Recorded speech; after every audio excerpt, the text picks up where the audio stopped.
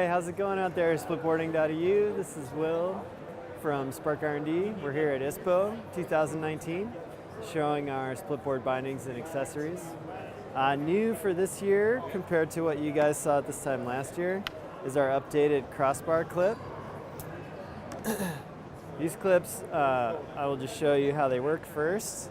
You unlatch them by rotating the lever there, and the board comes apart. And then you can rotate the crossbars on that board, so you have a clean edge on both sides, nothing to snag while you're out there touring. So it won't get in the way while you're split skiing and so on.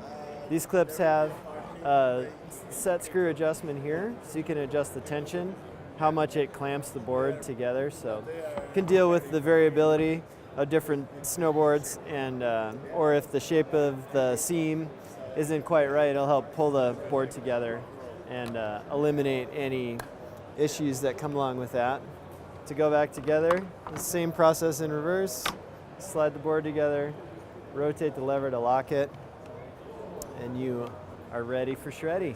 Also new compared to a year ago, and what's just getting into production now, are upgraded T1 step lockers.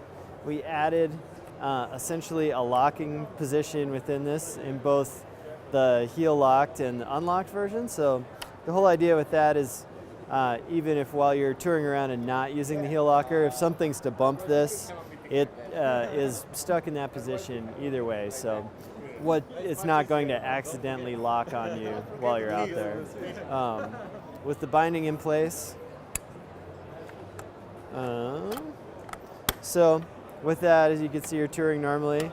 You have a choice. You can rotate the lever to lock the heel, or you could have your heel up in the air, rotate that into the lock position, and then step down, and then it locks that way. So a couple options there for the usability with our new T1 step locker. The bindings overall are the same build for this year, coming in some different colorways, which we'll show you here in a little bit, and in our main models of the Arc and the Surge, and then also with our Dyno hard boot bindings for this year.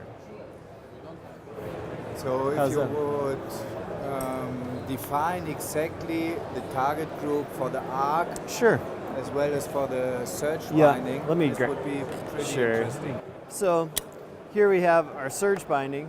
You can see it has a solid base plate, so not much for cutouts there to make a stiffer base plate there on the binding. And then it's got a large ankle strap here to really support your foot and resist forward flex. And then that highback material in the standard Arc has a pretty high concentration of glass reinforcement, making for a stiff highback. So this is our stiffer binding.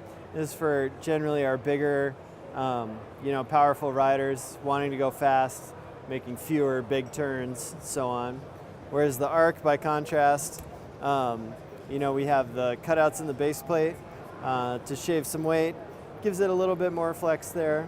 And then we have a smaller ankle strap on the Arcs with the flex window in them, so a little more flex in the strap, and then a softer high back material there. So generally for our smaller riders or riders just looking for a lot of flex for lots of quick turns, so on, really dynamic riding. So those are the kind of the two main categories how our bindings break out there. So I'm on the Arc, but there's no hard and fast rules. We have guys that are this tall and big around that ride Arcs, and I have girls that are this tall that ride Surges. It just depends on how you like to ride.